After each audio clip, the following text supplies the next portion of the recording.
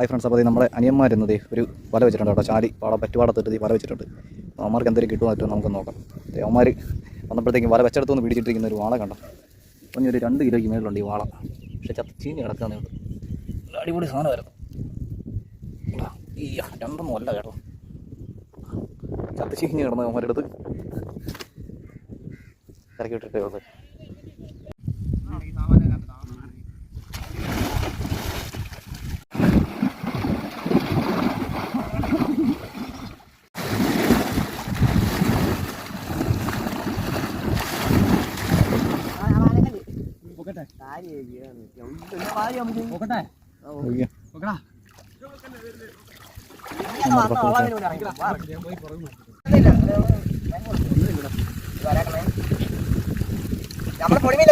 കണ്ടോ ആ വൈബിനെ ഇടാൻ പെറുക്കിയത്.